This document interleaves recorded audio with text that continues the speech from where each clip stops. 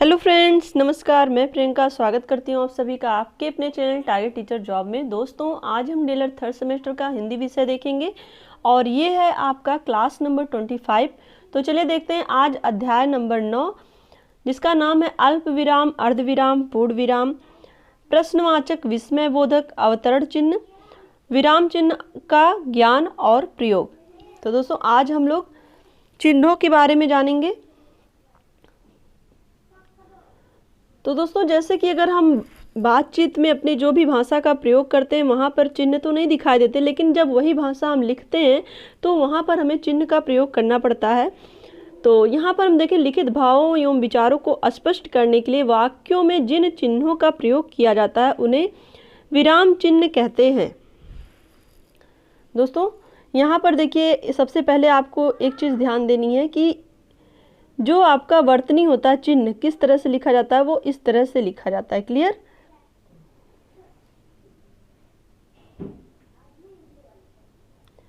आगे हम देखते हैं, कामता प्रसाद गुरु शब्दों तथा वाक्यों का परस्पर संबंध बताने तथा किसी बात को भिन्न भिन्न भागों में बांटने तथा यथास्थान रुकने के लिए लेखन में जिन चिन्हों का प्रयोग किया जाता है उन्हें विराम चिन्ह कहते हैं। तो दोस्तों, यहाँ पर देखिए, कामता प्रसाद गुरु के अनुसार देखिए, इनका जो कथन है ये हम लोगों ने इन्वर्टेड कामा में लिखा है। आगे इसका प्रयोग ही हम देखेंगे।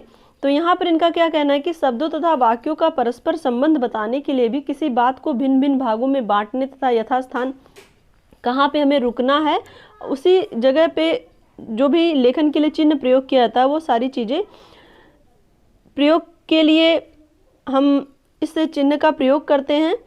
और यहाँ पर हम देखें, उन्हें हम क्या कहते हैं, विराम चिन्ह कहते हैं। यहाँ पे देखिए, विराम का शाब्दिक अर्थ है ठहराव। लेखक लिखते समय अपने भाव एवं विचारों को सुगम और सुबोध बनाने के लिए विराम चिन्हों का प्रयोग करता है। इससे वाक्य रचना और भावाभिव्यक्ति में स्पष्टता आ जाती है। दोस्तों, जैसे कि अभी जब हम सब बच्चे रहे होंगे या छोटे क्लास में रहे होंगे तो वहाँ पर जब शिक्षक सस्वर वाचन करता था तो वहाँ पर वो जहाँ पे कॉमा रहता है, जहाँ पे इन्वर्टेड कॉमा रहता है, जहाँ पे फुल स्टॉप रहता है, वहाँ पर वो अपने वाणी को स्लो, तेज और विराम देते थे। तो क्लियर? इससे क्या होता है कि वो जो चिन्ह है उस चिन्ह के आधार पर ही वो लय, सुर, ताल, अगर किसी कविता को पढ़ रहे हैं तो गा रहे हैं तो उस तरह से वो प्रयोग करते हैं। क्लियर? तो यहाँ पर हम चिन्ह के विषय में जानेंगे। सबसे पहले हम लोग जान लेते हैं कि विराम चिन्ह का महत्व क्या है। विराम चिन्ह का महत्व जानने के लिए निम्न को देखें। यहाँ पर देखिए, रुको मत जाने दो। यहाँ पर देखिए, रुको के बाद कॉमा लिखा है, यानी कि किसी को हम आदेश दे रहे हैं, रुको मत जाने दो। क्लियर?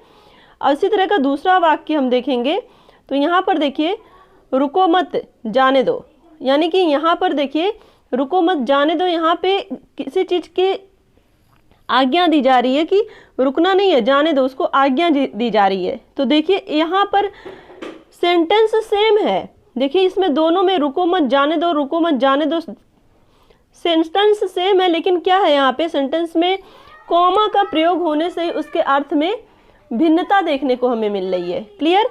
तो यहाँ पर आगे हम देखें, जिस प्रकार बोलने में प्रश्न करते समय, आदेश देते समय, संबोधित करते समय, विस्मय प्रकट करते समय अपनी वाणी में उतार चढ़ाव, बल, अनुतान, उच्च या मंद स्वर का सहारा लेते हैं, उसी प्रकार लेखन में अपने भाव प्रकाशन के लिए विराम चिन्हों का प्रयोग करते हैं।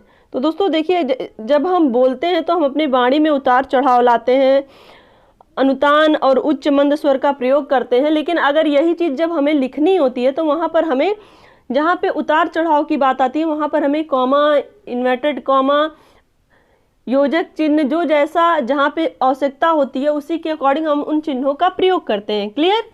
आगे चलते हैं। इसमें देखिए, पहला चिन्ह क्या है, पूर्ण विराम। सभी प्रकार के वाक्यों के अंत में पूर्ण विराम का प्रयोग होता है। वाक्य चाहे लंबा हो, छोटा हो, सरल हो, संयुक्त हो या मिश्र हो, उसके अंत में पूर्ण विराम ही लगता है। जैसे जाओ, तो यहाँ पर आपको पूर्ण विराम लगाना था। क्लियर?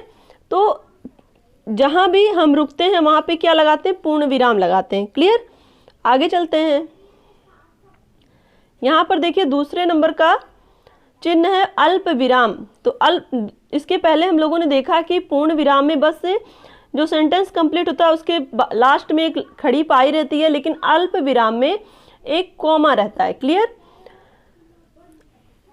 ये वाक्य के बीच में लगता है, जहाँ पे हम ठहराव अपनी वाणी में लाते हैं वहाँ पे अल्प विराम का प्रयोग होता है।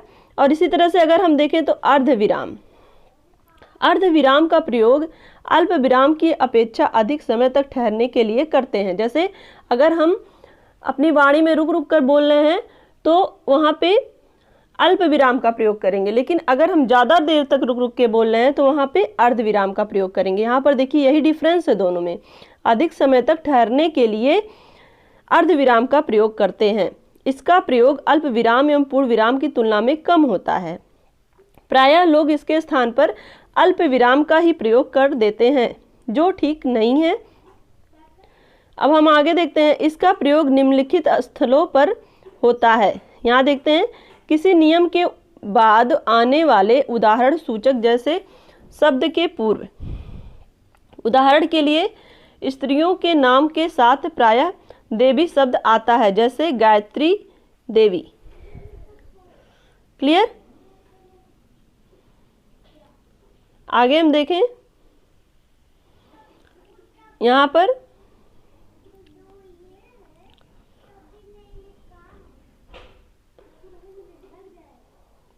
पर देखिए इसका प्रयोग हुआ था। यहाँ देखिए अल्प विराम का प्रयोग हुआ है, आता है।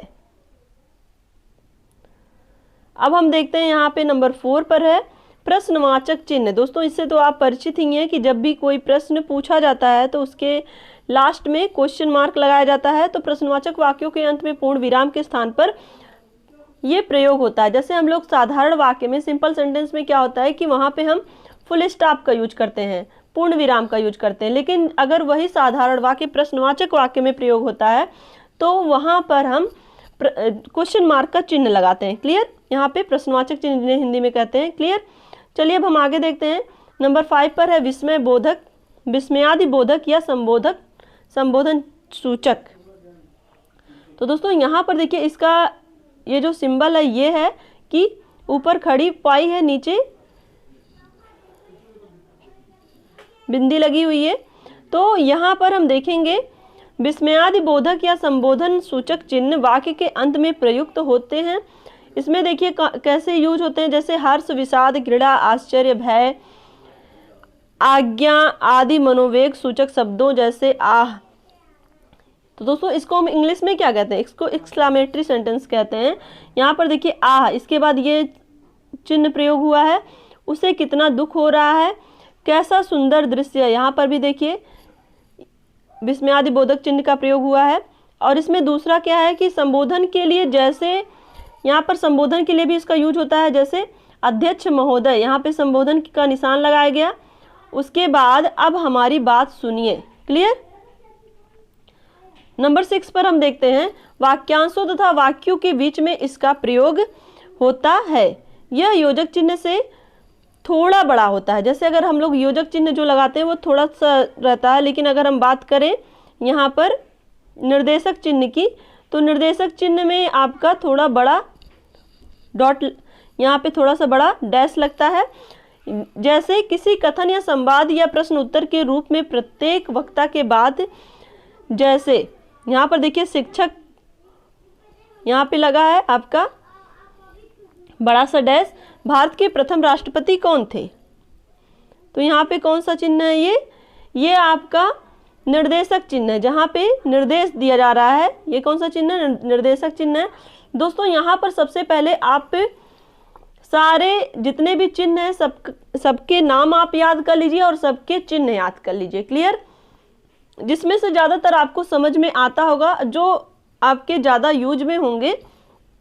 वैसे आप यूज तो सभी का करते हैं, लेकिन आपको सभी का नाम सही से नहीं पता होता है, तो आप सबका नाम याद कर लीजिए, सबके चिन्ह याद कर लीजिए। क्लियर? उसके बाद आपको आसान लगेगा। अब यहाँ पर हम देखेंगे नंबर 7 पर है योजक या विभाजक चिन्ह। तो यहाँ पर देखेंगे योजक या विभाजक चिन्ह। योजक चिन्ह तो आप जानते हैं, जहाँ पे छोटा सा डैश लगता है, और ये हम अक्सर जहाँ पर पुनरुक्त और युग्म शब्द होते हैं उनके बीच में लगता है। तो यहाँ पर देखिए सामाजिक पदों, पुनरुक्त और युग्म शब्दों के मध्य, जैसे भारत रत्न, तो यहाँ पर हम देखेंगे भारत रत्न के बीच में लगा है, सुख दुख के बीच में लगा है, तन मन के बीच में लगा है, घर घर के बीच में लगा है, देश विदेश के बीच में योजक चिन्ह का प्रयोग हुआ है। उसके बाद दूसरे नंबर पर हम देखेंगे मध्य के अर्थ में, जैसे अंगद रावण, तो यहाँ पर भी देखिए संवाद, और भीष्म परशुराम युद्ध, तो दोस्तों यहाँ पर देखिए योजक चिन्ह का प्रयोग हुआ है। क्लियर? जैसे माता पिता, भाई बहन, यहाँ भी तो योजक चिन्ह का प्रयोग होता है। आगे हम चलिए देखते हैं, नंबर 8 पर है अवतरण या उद्धरण चिन्ह। तो ये दो प्रकार के होते हैं दोस्तों। यहाँ आप देखेंगे कोई सिंगल इन्वर्टेड कामा में होता है, कोई डबल इन्वर्टेड कामा में होता है। तो सबसे पहले हम डबल इन्वर्टेड कामा के विषय में जानते हैं। लेखक या वक्ता के कथन को यथावत उद्धृत करने में इसका प्रयोग किया जाता है। जैसे रामचंद्र वर्मा, तो इनका स्टेटमेंट क्या है, ये देखिए इनका ये डबल इन्वर्टेड कामा का निशान लगा हुआ है। तो इनका स्टेटमेंट है, बोलने और लिखने में दो बातों का महत्व सबसे अधिक होता है, एक तो अर्थ और दूसरा भाव का। क्लियर? तो यहाँ पर देखिए ये इनके स्टेटमेंट को इन्वर्टेड कामा में लिखा गया क्योंकि किसी का कथन है, ये किसका कथन, रामचंद्र वर्मा जी का। अब हम चलते हैं, यहाँ पर आपका डबल इन्वर्टेड कामा हो गया, ये हम किसके अंतर्गत पढ़ रहे हैं, अवतरण या उद्धरण चिन्ह के अंतर्गत पढ़ रहे हैं। अब हम देखते हैं दूसरा इकहरे अवतरण चिन्ह, यानी कि जिसको हम सिंगल इन्वर्टेड कामा कहते हैं। तो इसका प्रयोग वाक्य में प्रयुक्त कवि या लेखक के उपनाम, पाठों का शीर्षक, पुस्तक, समाचार पत्र, पत्रिकाओं आदि का नाम लिखने में होता है। जैसे पर्टिकुलर किसी चीज़ का हम नाम लिख रहे हैं, उसको इंडिकेट कर रहे हैं, तो वहाँ पे सिंगल इन्वर्टेड कामा का प्रयोग करते हैं। जैसे सूर्यकांत त्रिपाठी निराला, यहाँ पे देखिए निराला के लिए, क्योंकि ये इनका उपनाम है, तो यहाँ पर सिंगल इन्वर्टेड कामा का प्रयोग किया गया है। का परिमल, परिमल के लिए भी देखिए सिंगल इन्वर्टेड कामा का प्रयोग किया गया। पाठ का शीर्षक, उत्साह, इसके लिए भी सिंगल इन्वर्टेड कामा। बाल भारती बच्चों की पुस्तक है, देखिए बाल भारती में भी सिंगल इन्वर्टेड कामा का प्रयोग किया गया। तो इस तरह से पर्टिकुलर किसी भी उपनाम या फिर नाम के लिए हम सिंगल इन्वर्टेड कामा का प्रयोग करते हैं। क्लियर? अब आगे चलते हैं, यहाँ पर 9 पर कोष्टक। कोष्टक है क्रम सूचक अंकों या अक्षरों के साथ दिशाएं 4 होती हैं। तो दोस्तों यहाँ पर देखिए 1 2 3 4 पूर्व पश्चिम उत्तर दक्षिण। तो यहाँ पर किसी क्रम को निर्धारित करने के लिए भी हम कोष्टक का प्रयोग करते हैं। क्लियर?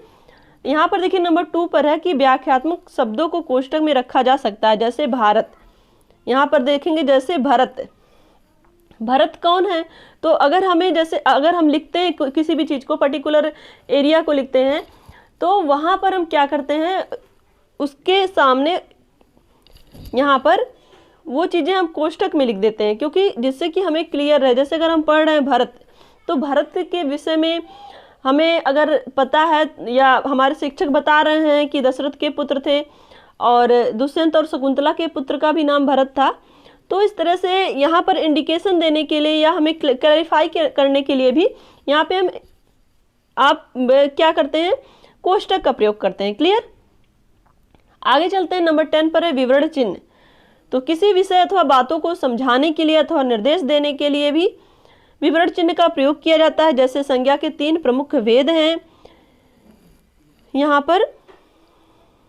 पर देखिए विवरण चिन्ह का प्रयोग हुआ है, और व्यक्तिवाचक, जातिवाचक और भाववाचक। क्लियर? अब यहाँ पर देखिए आपका लास्ट नंबर 11 पर हंस पद। तो जब लिखने में भूल से कोई शब्द या पदबंध छूट जाता है तो उसे दिखाने के लिए यह चिन्ह लगाकर पंक्ति के ऊपर लिख देते हैं। जैसे सुरेश बहुत ही अच्छा लड़का है, यह यहाँ आ जाएगा। इस चिन्ह को त्रुटिबोधक भी कहते हैं। तो यहाँ पर क्या करेंगे हम, सुरेश बहुत ही अच्छा लड़का है, हम बहुत ही अगर लिखना भूल गए तो हम क्या करेंगे, सुरेश, उसके बाद यहाँ पर देखिए चिन्ह का प्रयोग हुआ है, बहुत ही अच्छा लड़का है। तो इस तरह से ये हंस पद जो होता है ये सेंटेंस को कंप्लीट कर देता है। जहाँ पे जो चीज़ें छूटी हैं उसको चिन्ह का प्रयोग नीचे करके ऊपर लिख दिया जाता है और उससे वो सेंटेंस जो है वो कंप्लीट हो जाता है। तो दोस्तों यहाँ पर आज हम लोगों ने बहुत ही महत्वपूर्ण चीज़ें सीखी कि किस तरह से जो हिंदी में लिखने में जो भी विराम चिन्हों का प्रयोग किया जाता है, जो भी अलग अलग तरह के चिन्ह का प्रयोग किया जाता है, वो किस तरह से, उसका क्या क्या नाम है, वो कहाँ कहाँ प्रयोग किया जाता है, वो सारी चीज़ें हमने डिटेल में जानी। तो इस तरह से आज का ये चैप्टर आपका कंप्लीट हो गया है।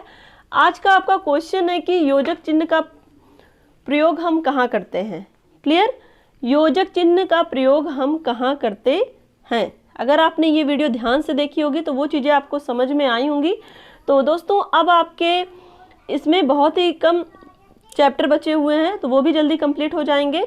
तो आप लोग इसी तरह से अपनी मेहनत जारी रखिए, और वीडियो की लिंक आपको डिस्क्रिप्शन में भी मिलेगी, साथ ही आपको प्लेलिस्ट में भी सारे लिंक अवेलेबल हैं, और इसकी PDF तो टेलीग्राम पे चैनल पे आपको टारगेट टीचर जॉब नाम से चैनल पे आपको मिली जाती है। तो अब बस आपको मेहनत करने की ज़रूरत है। अपना ध्यान रखिए, अपनों का ध्यान रखिए, और इसी तरह से आप अपनी मेहनत भी जारी रखिए। और दोस्तों अगर आप चैनल पर नए हैं तो प्लीज़ चैनल को सब्सक्राइब जरूर कर दीजिएगा, और वीडियो को लाइक भी कर दीजिएगा, अपने दोस्तों के साथ शेयर भी कर दीजिएगा। और हमसे जुड़ने के लिए थैंक यू सो मच। जय हिंद।